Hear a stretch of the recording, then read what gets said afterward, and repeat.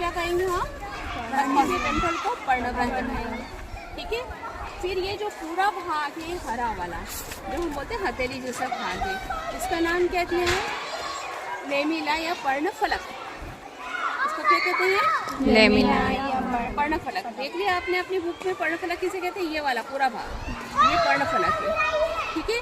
अब आप अनुपर्ण की जो बात कर रहे हैं, तो अनुपर्ण जो है वो इसमें नहीं है, जिस पत्ती में होगा बताएंगे। जैसे यहाँ से जुड़ी हुई है, यहाँ पर एक छोटी सी कांटेनुमा संरचना अगर दिखाई देती है, या पत्ती जैसी छोटी सी संरचना दिखाई देती है, इसको अपन क्या बोलेंगे?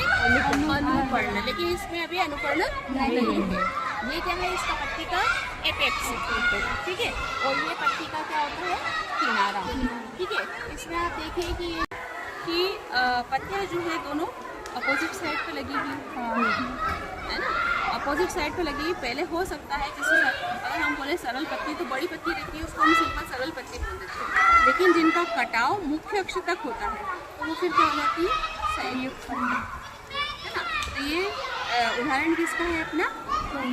गुलाब में भी संयुक्त पत्ती है। गुलाब को भी आप सरल पत्ती नहीं कहेंगे, है ना। ये संयुक्त पत्ती है। इसमें एक मुख्य पहचान तो यही है, फिर बाद में और विस्तृत में अपन पढ़ेंगे।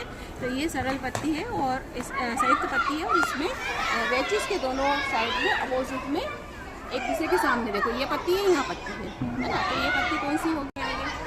ठीक है। इतना पर्याप्त मेरे लिए एक टास्क है। अभी तो अंदर ज़्यादा मत जाना, लेकिन आप यहाँ पर हमारे ग्राउंड में जितने भी पौधे लगे हुए हैं, उन पौधों में आप संयुक्त पत्ती और सरल पत्ती किसमें है, उन पौधों के नाम आपको लिखना है ना।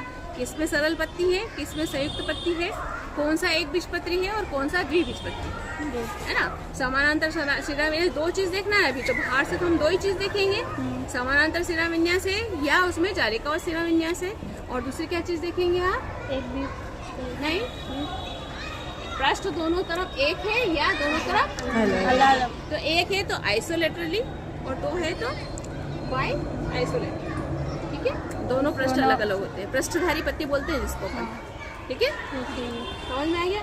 ये आकारिकी में बेटा, अभी आपके कोर्स में इसके शारीरिकी भी है। तो हमको पत्ती की जब संरचना देखना होगा ना, जैसे हमको मान लो स्टोमेटा की स्लाइड बनाना है, और पत्ती आप अभी प्लेट लेके आए हो आज, हाँ, है ना। तो पत्ती को तोड़ना है, और पत्ती कैसे तोड़ेंगे आप? थोड़ी सी मोटी पत्ती होगी तो उसकी स्लाइड बहुत अच्छे से बनती है। चले के आधार पर भी इसको अलग अलग भागों में बांटा है।